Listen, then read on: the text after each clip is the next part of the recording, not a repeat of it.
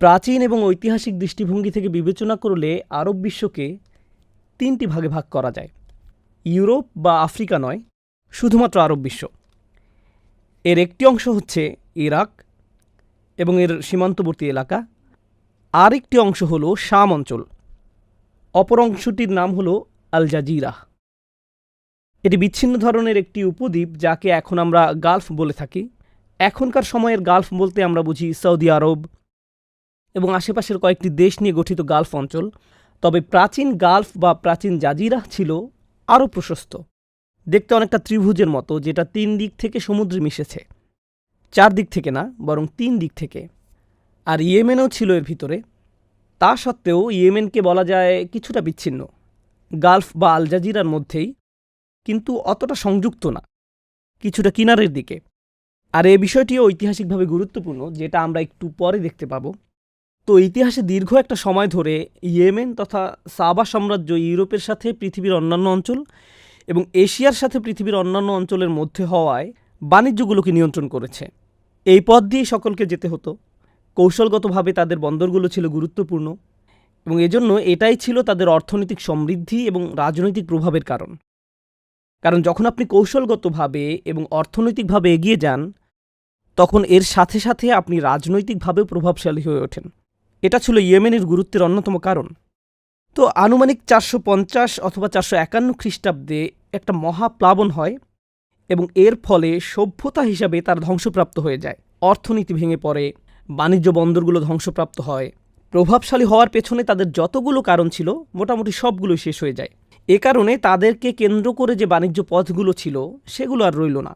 এখন ব্যবসা বাণিজ্যের জন্য অন্য পথের প্রয়োজন দেখা দিল। তো এটা হলো ইয়েমেনি অংশটার সামান্য ইতিহাস। তাহলে এর সাথে আরবের কি সম্পর্ক? এর ফলে বহু সংখ্যক আরব, যদিও ইয়ামেনিরা নিজেরাও আসলে আরব, বহু সংখ্যক আরব ইয়েমেন ত্যাগ করতে থাকে এবং আরব বিশ্বের অন্যান্য এলাকায় ছড়িয়ে পড়তে শুরু করে এবং পৃথক পৃথক গোত্র হিসেবে বিভিন্ন অঞ্চলে স্থায়ী বসতি গড়ে তুলতে শুরু করে। ইতিহাসের দীর্ঘ সময় ধরে ইয়েমেনিরা এরকম স্থান পরিবর্তন করে এসেছে। কোনো কোনো বর্ণনা মতে এরও অনেক আগে থেকে প্রথম যে গোত্রটি পানির সন্ধান পেয়ে মক্কা এসেছিল সেটাও ছিল একটা ইয়েমেনি গোত্র। তো তারা ইতিহাসের দীর্ঘ সময় ধরে এভাবে ইয়েমেন ত্যাগ করে অন্য অন্য জায়গায় স্থান পরিবর্তন করেছে। কিন্তু আমাদের আলোচ্য স্থানান্তরটি ছিল বড় ধরনের, যার কারণ হলো ওই অঞ্চলের অর্থনৈতিক মন্দা। প্রসঙ্গক্রমে বলে রাখি, আওস এবং খাজরাজও আসলে ইয়েমেনি গোত্র যারা অর্থনৈতিক কারণে ইয়েমেন ত্যাগ করে এবং মদিনায় স্থায়ী বসতি গড়ে তোলে। তো তাদের ইতিহাসও এর সাথে সম্পর্কিত। ইতিমধ্যে আরবের অন্যান্য অঞ্চলে, বিশেষত হিজাজ এলাকায় ইব্রাহিম আলাইসাল্লামের বংশধরেরা, যারা মূলত ইসমাইল আলাইসাল্লামের সন্তান সন্ততি, তারা বিভিন্ন স্থানে বসতি স্থাপন করেছে। তারা সবাই মক্কায় ছিল না। ইব্রাহিম আলাইসাল্লাম মক্কায় তাদের জন্য দোয়া করেছিলেন, এটা সত্য, কিন্তু তারা সমগ্র আরব অঞ্চল জুড়ে ছড়িয়ে ছিটিয়ে ছিল, নির্দিষ্ট কোনো এলাকায় না। আর এই অর্থনৈতিক মন্দার কাছাকাছি সময়ের কথা এবং ঐতিহাসিকভাবে বিখ্যাত একজন ব্যক্তিত্বের কথা আমরা জানতে পারি, যার কথা ইবনে খালদুন বিস্তারিতভাবে উল্লেখ করেছেন। তার নাম কুসাই ইবনে কিলাব। তিনি ছিলেন আরবদের নেতা এবং ইসমাইল আলাহিসাল্লামের বংশধর। তিনি ইসমাইল আলাহিসাল্লামের বংশধর অন্য আরবদেরকে এক হওয়ার ডাক দেন, যাতে তারা সবাই মক্কায় চলে আসতে পারে এবং যাতে তারা এটিকে কেন্দ্র করে রাষ্ট্রের মতো কিছু একটা প্রতিষ্ঠা করতে পারে। আরবদের রাষ্ট্রের ধারণা রোমানদের রাষ্ট্রের ধারণার মতো না, অথবা পারস্যের মতোও না। এমনকি রাষ্ট্র বলতে আমরা এখন যা বুঝি সেরকমও না। তো সে বলল, আরবরা বেদুইন, এ কারণে ছড়ানো ছিটানো অবস্থায় আছে, আসো আমরা আমাদের পারিবারিক বন্ধনগুলোকে আরও সংহত করি, সবাই এক হয়ে একটি সম্মিলিত শক্তিতে পরিণত হই এবং এভাবে এক ধরনের রাষ্ট্র গঠন করি। তিনি এই আহ্বান করেন। নেতা হিসেবে তিনি ছিলেন খুবই চমৎকার এবং প্রভাবশালী। এ কারণে খুব কম সময়ের মধ্যে আরবদের মধ্যে একটা একতাবদ্ধতা তৈরি হয়। প্রসঙ্গক্রমে তিনি জন্মগ্রহণ করেন 400 খ্রিস্টাব্দে। তো তিনি জন্মগ্রহণ করেন ইয়েমেনের সেই মহাপ্লাবনের 50 বছর আগে। ঐতিহাসিকভাবে তিনি আল মুজাম্মি নামে পরিচিত। ঐতিহাসিক কারণেই তাকে এই উপাধি দেওয়া হয়েছে, কারণ মুজাম্মি অর্থ একত্রিত করা। তিনি ইসমাইল আলাহিসাল্লামের সকল বংশধর আরবদেরকে একত্রিত করেন। কোথায়? মক্কাতে। মক্কাতে ইতিমধ্যে ক্ষুদ্র একটা জনসংখ্যা ছিল, কিন্তু এখন এটা একটা কেন্দ্রে পরিণত হলো এবং ধীরে ধীরে মানুষের পরিমাণ বাড়তে থাকলো। তো এই কুসাইর ছিল 3 সন্তান এবং তার সন্তানদের মধ্যে সবচেয়ে বিখ্যাত হলো আব্দু মানাফ। কুসাই মারা যাওয়ার পরে আব্দু মানাফ মক্কাকে নেতৃত্ব প্রদান করেন। আব্দু মানাফের আবার ছিল 4 সন্তান। এখন আমরা কথা বলছি আরবদের একত্রকারী কুসাই ইবনে কিলাবের নাতিদের ব্যাপারে। তার নাতি কারা? এরা হলো হাশিম, মুত্তালিব, আব্দুস শামস এবং নওফেল। হাশিম, মুত্তালিব, আব্দুস শামস এবং নওফেল। হাসিম জন্মগ্রহণ করেন 464 খ্রিস্টাব্দে। তো এটা কি মহাপ্লাবনের আগে নাকি পরে? এটা প্লাবনের পরের ঘটনা। মনে করে দেখুন, মহাপ্লাবনটি হয় 450 খ্রিস্টাব্দে। তো মহাপ্লাবনটির পরে তিনি জন্মগ্রহণ করেন। প্লাবনটির পর 1 দশকের কিছু বেশি সময় পর্যন্ত রাজনৈতিক শূন্যস্থান তৈরি হয়, আর এ সময় হাশেম জন্মগ্রহণ করেন। এখন হাশেম যখন বেড়ে উঠতে থাকেন, তিনি উপলব্ধি করতে লাগলেন যে রাজনৈতিক একটা শূন্যস্থান রয়েছে, আর মক্কাবাসীদের সম্ভাবনা রয়েছে সেই শূন্যস্থান পূরণের সুযোগ গ্রহণ করার এবং অন্যান্য প্রতিবেশী রাষ্ট্রের মনোযোগ আকর্ষণ করার, যাতে তারা মক্কার সাথে বাণিজ্যিক চুক্তিতে আবদ্ধ হয়। তিনি এটাকে একটা সুযোগ হিসেবে গ্রহণ করলেন, কারণ আসলেই আর কোনো প্রতিপক্ষ ছিল না। ইয়েমেন প্রতিপক্ষ হতে পারত, কিন্তু ইতিমধ্যেই ইয়েমেন অর্থনৈতিকভাবে ভেঙে পড়েছে, তাদের আর সেই অবস্থান নেই। এবং অনেক প্রভাবশালী ব্যবসায়ী ইতিমধ্যে ইয়েমেন ত্যাগ করেছে, কারণ তারা সেখানে আর অর্থনৈতিকভাবে টিকে থাকতে পারছিল না। তো হাশেম নিজে শাম অঞ্চলে যান এবং সেখানকার শাসকদের সাথে আলোচনা করেন, যাদেরকে বলা হতো গাসসানি। তিনি তার ভাই আব্দুস শামসকে পাঠান হাবশাতে, নওফেলকে ইরাকে এবং আরেক ভাইকে পাঠান ইয়েমেনে। অন্য কথায় বলতে গেলে প্রত্যেক প্রভাবশালী রাষ্ট্রের সাথে তিনি যোগাযোগ করেছেন এবং চেষ্টা করেছেন তাদের সাথে একটা বাণিজ্যিক চুক্তি করতে, যাতে তারা এখন থেকে মক্কাকে বাণিজ্য বন্দর হিসেবে বিবেচনা করে এবং ব্যবসা পরিচালনা করে। মক্কার সুবিধা ছিল এটা যে মোটামুটি সকল আরবই মক্কাকে সম্মান করত। যদিও তারা মূর্তি পূজারী ছিল, কিন্তু কাবাকে তারা আল্লাহর ঘর হিসাবে বিশ্বাস করত। যদিও তারা শিরকে লিপ্ত ছিল, কিন্তু তখনও এটা তাদের ঐতিহ্য এবং বিশ্বাসের অংশ ছিল যে এটা হলো আল্লাহর ঘর। এ কারণে এটা এই ভূমির ঐতিহ্যের অংশ যে হিজাজ এবং আশেপাশের অঞ্চলে মক্কাকে মোটামুটি ধর্মীয় কেন্দ্র হিসাবে মনে করা হতো। তো তারা বলল, এটা তো ধর্মীয় কেন্দ্র হিসাবে রয়েছেই, কেন আমরা এটাকে অর্থনৈতিক কেন্দ্র পরিণত করছি না এবং কেন এটাকে কৌশলগতভাবে আমাদের সুবিধার জন্য ব্যবহার করছি না? তো এই 4 ভাই চুক্তিগুলো করলেন। আর চুক্তির জন্য ব্যবহৃত শব্দটি, এটা জানাটা খুব গুরুত্বপূর্ণ, চুক্তির জন্য ব্যবহৃত আরবি শব্দটি হলো ইলাফ। এই 4 ভাই যারা বিভিন্ন রাষ্ট্রে গেলেন এবং চুক্তি করলেন, তাদেরকে বলা হয় আসহাবুল ইলাফ, অর্থাৎ চুক্তিতে অংশগ্রহণকারী 4 জন। এই শব্দটা কেন প্রয়োজন? এটা আপনাকে কোন জিনিসটা স্মরণ করিয়ে দিচ্ছে? লি ইলাফি কুরাইশ। তাদের জন্য ব্যবহৃত শব্দটি সূরা কুরাইশে এসেছে। সূরা কুরাইশে আমরা এই বিষয়ে আরও বিস্তারিত জানব, তবে এই দুটি বিষয় ঐতিহাসিকভাবে সম্পর্কিত। তাদের আরও একটি নাম হলো মুত্তাজিরিন, যার অর্থ ব্যবসায়ী। এখন হাশেম হলো সেই 4 ভাইয়ের একজন। হাশেমের একজন সন্তান যার নাম ছিল আব্দুল মুত্তালিব। বেশিরভাগ ইতিহাসবিদের মতে আব্দুল মুত্তালিব জন্মগ্রহণ করেন 475 খ্রিস্টাব্দে। আব্দুল মুত্তালিবের এক সন্তানের নাম ছিল আবদুল্লাহ, আর এই আবদুল্লাহ হলেন রাসূলুল্লাহ সাল্লাল্লাহু আলাইহি সাল্লামের পিতা। হাশেম ছিলেন অন্যতম গুরুত্বপূর্ণ ব্যক্তি, যিনি অর্থনৈতিক শক্তি হিসাবে মক্কাকে পুনরুজ্জীবিত করতে ভূমিকা রেখেছিলেন। এখন আমরা সেই সময়কার অন্য আরেকটি অংশের দিকে নজর দিব। আমরা জেনেছি ইয়েমেনের কিছু ইতিহাস, আমরা দেখেছি একই সময় হিজাজ অর্থাৎ মক্কার আশেপাশের অঞ্চলে কি ঘটেছিল। এখন আমরা দেখব খ্রিস্টান বিশ্বে অর্থাৎ রোমান সাম্রাজ্যে সে সময় কি ঘটেছিল। খ্রিস্টান ক্যালেন্ডার অনুযায়ী 300 সালের দিকে রোমান সম্রাট খ্রিস্টবাদকে রাষ্ট্রীয় ধর্ম হিসেবে গ্রহণ করে। খ্রিস্টবাদ হয়ে গেল রাষ্ট্রীয় ধর্ম। তবে রোমান সাম্রাজ্য শুধুমাত্র রোমে সীমাবদ্ধ ছিল না, এতে অন্তর্ভুক্ত ছিল পশ্চিম এশিয়ার কিছু অংশ, যেটি এখন তুরস্ক, অন্তর্ভুক্ত ছিল মিশরের একটি অংশ, এর মধ্যে অন্তর্ভুক্ত ছিল সুদান, ইথিওপিয়া বা হাবশার একটা অংশ, এবং ইয়েমেনের একটি অংশও ছিল এই খ্রিস্টান সাম্রাজ্যের অন্তর্ভুক্ত। মাঝে সংক্ষিপ্ত একটা সময়ের জন্য ইয়েমেনে একটা বিদ্রোহ দেখা দেয় এবং এটি ইহুদি রাষ্ট্রে পরিণত হয়। যখন অল্প সময়ের জন্য এটি ইহুদি রাষ্ট্রে পরিণত হয়, এই সময়টাতে তারা খ্রিস্টানদের উপর অত্যাচার নির্যাতন করতে শুরু করে। আর যেহেতু এটা হাবশার খুব নিকটে, আমি আপনাদেরকে বলেছি যে ইয়েমেনিরা অন্য আরবদের থেকে কিছুটা বিচ্ছিন্ন, কিন্তু হাবশার খুব কাছাকাছি ছিল। আর হাবশার ধর্ম কী ছিল? তারা ছিল খ্রিস্টান। তো সংক্ষিপ্ত সময়ের জন্য ইয়েমেন হয়ে গেল ইহুদি রাষ্ট্র। আর তখন তাদের শাসক খ্রিস্টানদের উপর অত্যাচার শুরু করলো। কারো কারো মতে আসহাবুল উখদুদ এই নির্যাতিত জনগোষ্ঠীর অন্তর্ভুক্ত ছিল, সেই আসহাবুল উখদুদ যারা ছিলেন একত্ববাদী। কিন্তু হাবশার শাসক যখন খ্রিস্টানদেরকে নির্যাতিত হতে দেখল, তখন সে ইয়েমেন আক্রমণ করলো। তো তখন হাবাসিরা ইয়েমেনি খ্রিস্টানদের মধ্য থেকে একজনকে রাজা নির্বাচিত করলো এবং ইয়েমেন আবারও খ্রিস্টান ভূমিতে পরিণত হলো। কিন্তু কিছুদিনের মধ্যেই ইয়েমেনের ভিতরে আবারও রাজনৈতিক সংঘাত দেখা দিল। ইয়েমেন কাদের সাথে রাজনৈতিকভাবে সম্পর্কযুক্ত? তারা হাবশার সাথে সম্পর্কযুক্ত, কিন্তু তারা আসলে হাবশার কলোনি বা উপনিবেশ ছিল না। হাবাসিরা ইয়েমেন আক্রমণ করে খ্রিস্টান শাসন প্রতিষ্ঠা করার পর হাবাসায় ফেরত যায়। তাই ইয়েমেনিরা নিজেরাই নিজেদের শাসন পরিচালনা করছিল। অন্য কথায় তারা ছিল স্বশাসিত। একটা সেনা অভ্যুত্থান হলো, আব্রাহা ছিল সেনাপ্রধান। সে রাজার বিরুদ্ধে বিদ্রোহ করে তাকে পদচ্যুত করল এবং নিজেকে রাজা হিসেবে ঘোষণা করল। আর যেহেতু হাবশার শাসনকর্তার জন্য এতে উদ্বিগ্ন হওয়ার আশঙ্কা ছিল, এ কারণে আব্রাহা হাবশার রাজাকে বলল, আমি হাবশার বিরুদ্ধে না, আমি শুধু এই দেশটাকে আমার শাসনের আওতায় নিয়ে আসতে চাইছিলাম, কারণ আগের প্রশাসন ঠিকভাবে চলছিল না। কিন্তু আমি আপনার প্রতি আনুগত্য এবং আপনার সাথে সেই আগের সম্পর্ক বজায় রাখতে চাই। এতে সম্পর্ক আগের চেয়ে দুর্বল হয়ে গেল, কিন্তু অব্যাহত থাকলো। এখন খ্রিস্টানদের আনুগত্য এবং সম্পর্কের এই বিষয়টি গুরুত্বপূর্ণ, যেটা নিয়ে আমরা পরে আলোচনা করব। শাসকদের ক্ষমতা ধরে রাখার বা সাধারণ মানুষের আনুগত্য ধরে রাখার কৌশলগুলোর একটি হলো জনগণকে এটা মনে করিয়ে দেওয়া যে জাতি হিসাবে তারা কতটা শ্রেষ্ঠ এবং সেই শ্রেষ্ঠত্ব পুনরুদ্ধার করা কতটা গুরুত্বপূর্ণ। তো আব্রাহা কি স্মরণ করিয়ে দিচ্ছে? সে স্মরণ করিয়ে দিচ্ছে সেই সময়ের কথা যখন মহাপ্লাবনের আগে ইয়েমেন ব্যবসা বাণিজ্যের কেন্দ্রবিন্দু ছিল, কিন্তু প্লাবনের পর কে শূন্যস্থানটির সুযোগ গ্রহণ করে? কুরাইশরা। সকল বাণিজ্য এখন পরিচালিত হচ্ছে কুরাইশদেরকে কেন্দ্র করে। তো এখন আব্রাহা সিদ্ধান্ত নিল যে সে একটি বড় ধর্মীয় কেন্দ্র নির্মাণ করবে, যাকে বলা হতো আল কুল্লাইস, যেটি ছিল মূলত খ্রিস্টানদের উপাসনা কেন্দ্র। বলা হয়ে থাকে যে এই প্রকাণ্ড উপাসনালয়টি নির্মাণ করার জন্য সে সবচেয়ে মূল্যবান এবং অভিনব নির্মাণ সামগ্রী ব্যবহার করে। তার আশা ছিল যে এটি মক্কার চেয়েও বেশি প্রাধান্য পাবে এবং মক্কার চেয়েও বেশি সুখ্যাতি এবং সমৃদ্ধি লাভ করবে। সে মনে করেছিল যেহেতু এটা বেশি জাঁকজমকপূর্ণ, এ কারণে মানুষ এখানে আসবে। কিন্তু মানুষ মক্কায় এজন্য যেত না যে এটি পর্যটন কেন্দ্র। মক্কার আকর্ষণটি কী ছিল?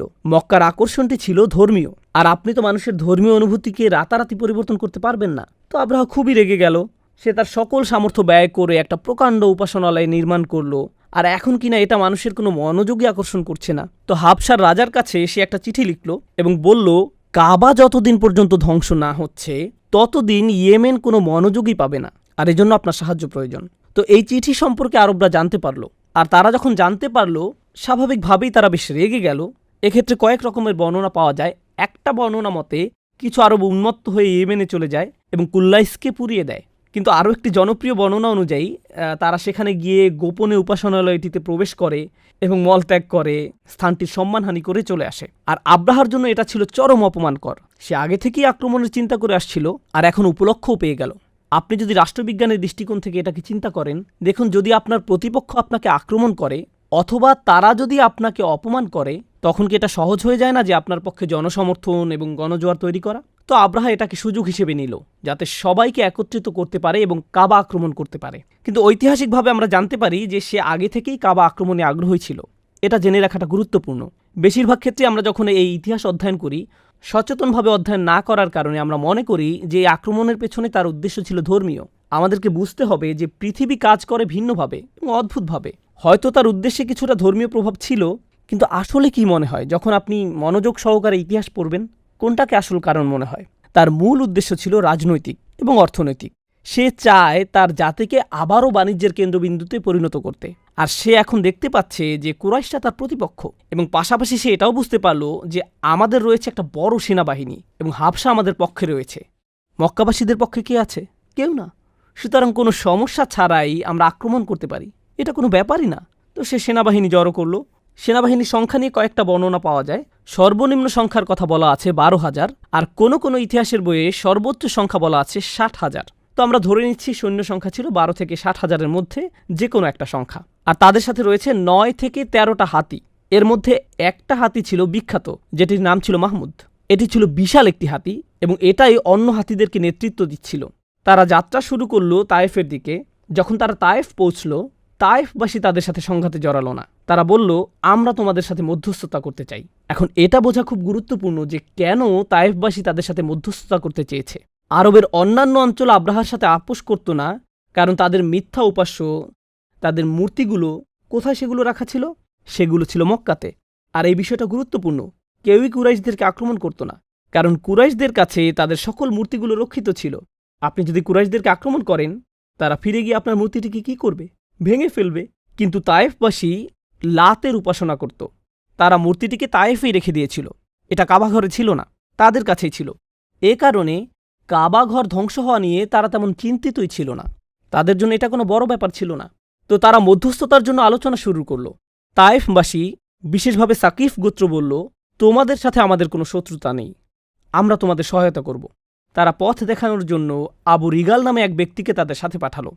যেহেতু তায়েফ থেকে মক্কা যাবার পথটা ছিল জটিল, তো তার কাজ ছিল আব্রাহার বাহিনীকে মক্কা পর্যন্ত পথ দেখিয়ে নিয়ে যাওয়া।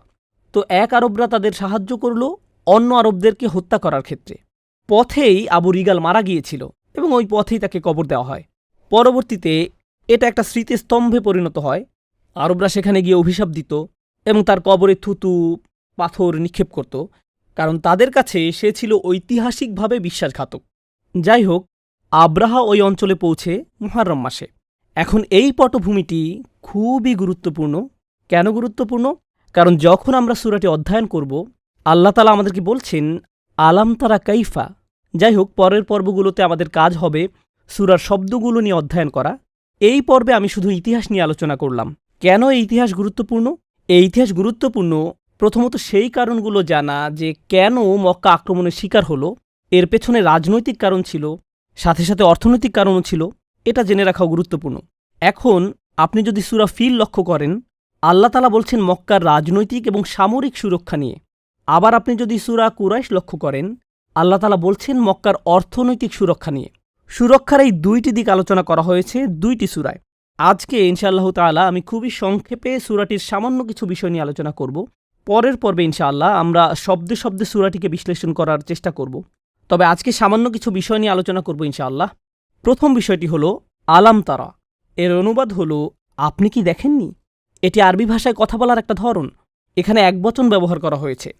তাফসির কারকদের মধ্যে এ বিষয়ে মতবিরোধ রয়েছে যে আয়াতটিতে কি রাসূল সাল্লাল্লাহু আলাইহি ওয়াসাল্লামকে উদ্দেশ্য করে বলা হয়েছে নাকি চিন্তাশীল প্রত্যেক ব্যক্তিকে উদ্দেশ্য করে বলা হয়েছে। উভয় মতের পেছনেই যুক্তি প্রমাণ রয়েছে। উদাহরণস্বরূপ, ওয়াকাদা রব্বুকা আল্লা তা'বুদু ইল্লা ইয়াহু ওয়া বিল ওয়ালিদাইনি ইহসানা। তোমার প্রভু আদেশ করেছেন যে একমাত্র তাকে ছাড়া আর কারও ইবাদত করবে না এবং পিতামাতা উভয়ের সাথে সর্বোত্তম আচরণ করবে। তো এই আয়াতে তুমি শব্দটি একবচন, কিন্তু রাসূলুল্লাহ সাল্লাল্লাহু আলাইহি ওয়াসাল্লামের পিতামাতা জীবিত ছিলেন না। তো আয়াতে কাকে উদ্দেশ্য করে বলা হয়েছে? যদিও এখানে একবচন ব্যবহার হয়েছে, কিন্তু আয়াতটিতে মানবজাতিকে উদ্দেশ্য করে বলা হচ্ছে, তাই না? সুতরাং কোরআনে প্রধানত রাসূল সাল্লাল্লাহু আলাইহি ওয়াসাল্লামের জন্য একবচনের ব্যবহার করা হলেও এর পাশাপাশি কখনো কখনো অন্যদের জন্যও একবচন ব্যবহার করা হয়েছে। সূরা ফিলে একবচনের অর্থ এরকম হতে পারে, যেহেতু এটা অনেক আগের কোনো ঘটনা না, বরং কিছুদিন আগের, তাই যারা ঘটনাটি নিজের চোখে দেখেছে তাদের প্রত্যেককেই উদ্দেশ্য করে বলা হচ্ছে ঘটনাটি স্মরণ করার জন্য। আলাম তারা এই অংশটাকে এই একভাবে ব্যাখ্যা করা যায়। আবার অন্যভাবে যদি ব্যাখ্যা করা হয়, তাহলে রাসূল সাল্লাল্লাহু আলাইহি সাল্লামকে বলা হচ্ছে আলাম তারা। এই ব্যাখ্যাটি বুঝিয়ে বলা কিছুটা কঠিন, কারণ যদি রাসূলুল্লাহ সাল্লাল্লাহু আলাইহি সাল্লামকে বলা হয় আপনি কি দেখেননি আপনার প্রভু হস্তি বাহিনীর সাথে কিরূপ ব্যবহার করেছেন, এক্ষেত্রে একটা সমস্যা থেকে যায়। সমস্যাটি হলো তিনি আসলেই দেখেননি, কারণ তিনি কখন জন্মগ্রহণ করেন? তিনি জন্মগ্রহণ করেন এই ঘটনাটির পরে। এক্ষেত্রে আলাম তারাকে আক্ষরিক অর্থে না নিয়ে এভাবে বুঝতে হবে আপনি কি এটাকে চিন্তা করেননি? আপনি কি উপলব্ধি করেননি? আপনি কি ঘটনাটির বর্ণনা শোনেননি? কিভাবে আল্লাহ এই শহরটিকে রক্ষা করেছিলেন? অন্যভাবে বলতে গেলে কুরাইশরা এই ঘটনাটিতে এতটাই চমৎকৃত এবং বিস্ময়ে অভিভূত হয়েছিল যে তারা সবসময় এটি নিয়ে কথা বলতে থাকত। আরবদের কোনো ক্যালেন্ডার ছিল না। খ্রিস্টানদের যেমন ক্যালেন্ডার তৈরি হয়েছিল যীশু খ্রিস্টের তথাকথিত মৃত্যু দিবসকে কেন্দ্র করে, আরবদের সেরকম কোনো ক্যালেন্ডার ছিল না। আরবদের জন্য এই ঘটনাটি এতটাই তাৎপর্যপূর্ণ ছিল যে হস্তিবর্ষটিই তাদের ক্যালেন্ডারে পরিণত হলো। অমুক ঘটনা ঘটেছিল হস্তিবর্ষের 10 বছর আগে, অমুক ঘটনা ঘটেছিল হস্তিবর্ষের 10 বছর পরে। তাদের জন্য হস্তিবর্ষটি একটা ক্যালেন্ডারে পরিণত হয়েছিল। তো এটা এমন একটা বিষয় যা সব সময় তাদের আলোচনার মধ্যে থাকত। যদিও সূরার পরিষ্কার বর্ণনাভঙ্গি থেকেও বোঝা সম্ভব কি ঘটেছিল, তো আলাম তারাকে এভাবে বোঝা যায়। এর পরে যে শব্দটি আসছে তা হলো কাইফা। আর কাইফা শব্দটি খুবই গুরুত্বপূর্ণ, কারণ এটি দ্বারা বোঝাচ্ছে উফিদুত তাজিব। কিভাবে আল্লাহ এটা করেছিলেন, কিভাবে তোমার প্রভু তাদেরকে দমন করেছিলেন। আপনি যদি তাদের সেনাবাহিনী এবং সংখ্যার কথা বিবেচনা করেন, পুরো সেনাবাহিনীটি মক্কার সর্বমোট জনসংখ্যার চেয়েও বড় ছিল। তাদের সেনাবাহিনীর পরিমাণ মক্কার সেনাবাহিনী তো দূরের কথা, বরং সাধারণ জনগণের চেয়েও বেশি ছিল। সাধারণ মানুষের জীবনের উপর কোনো ক্ষয়ক্ষতি ছাড়া বিষয়টি এরকমভাবে সমাধান হবে, এটা চিন্তা করাটাও সম্ভব ছিল না। ইতিহাসে এরকম ঘটনা পাওয়া অসম্ভব যেখানে এরকম একটা বিশাল সেনাবাহিনী এসেছে এমন একটি শহরের বিরুদ্ধে যার কোনো সেনাবাহিনী ছিল না নিজেদের প্রতিরক্ষা করার জন্য। আর যদি তাদের সেনাবাহিনী থাকতো, তারা এর আগে কখনো হাতি দেখেনি, যেটাকে বলা চলে আগের যুগের ট্যাঙ্ক, তাই না? আগের যুগে হাতিই ট্যাঙ্কের কাজ করত। তাদের সাথে ছিল প্রায় 1 ডজন হাতি, যা দিয়ে পুরো শহরটিকে খুব সহজেই ধ্বংস করা যেত। এটা মনে রাখতে হবে যে তাদের কিন্তু ইটের নির্মিত দালান কোঠা ছিল না। হাতিগুলো খুব সহজেই কুড়ের ঘরগুলো পিষে ফেলতে পারত। তারা চাইলে সহজেই পুরো শহরটিকে মুহূর্তের মধ্যেই মাটিতে মিশিয়ে দিতে পারত। এ ধরনের একটা বিপজ্জনক অবস্থায় মহান রব্বুল আলামিনের ইশারা ছাড়া কিভাবে এটা সম্ভব যে এই শহরের নিরাপত্তা সুরক্ষিত থাকবে? এজন্যই এই আয়াতের কাইফা শব্দটি অত্যন্ত গুরুত্বপূর্ণ। তুমি কি এটা উপলব্ধি করনি যে কিভাবে এটা সম্ভব হয়েছিল যদি আল্লাহর আদেশ না থাকত? তুমি কি এটা উপলব্ধি করনি যে এটা পরিকল্পনাবিহীনভাবে ঘটে যাওয়া কোনো ঘটনা নয়? তুমি কি এটা উপলব্ধি করনি যে কেউ একজন এই শহরটির রক্ষণাবেক্ষণ করছেন, এমনকি আসহাবুল ফিল থেকেও, যারা ছিল ভয়ঙ্করতম সেনাবাহিনী এবং অস্ত্রশস্ত্রে সুসজ্জিত একটি বাহিনী? তো আজকের মতো এখানেই আলোচনা শেষ করছি। আলাম তারা এই আয়াতাংশ নিয়ে কিছু চিন্তা আপনাদের সাথে আজকে শেয়ার করলাম। ইনশাআল্লাহ তাআলা পরবর্তী আলোচনায় আমরা সূরা ফিল শেখা শেষ করব এবং যদি সম্ভব হয় এর পরের সূরা কুরাইশ শুরু করব এবং চেষ্টা করব দুটি সূরাকে একসাথে মিলিয়ে দেখার এবং শব্দে শব্দে ব্যাখ্যা করারও চেষ্টা করব, কারণ সূরা কুরাইশের জন্য আলাদাভাবে ঐতিহাসিক পটভূমি আলোচনা করার প্রয়োজন নেই, কারণ এই আলোচনায় ঐতিহাসিক বিষয়টি চলে এসেছে। তো এই দুইটি সূরাকে আমরা একসাথে আলোচনা করব ইনশাআল্লাহ তাআলা। বারাকাল্লাহু লি ওয়া লাকুম ফিল কুরআনিল হাকিম ওয়া নাফা'নি ওয়া ইয়্যাকুম বিল আয়াতি ওয়াজ যিকরিল হাকিম। আসসালামু আলাইকুম ওয়া রাহমাতুল্লাহি ওয়া বারাকাতুহু।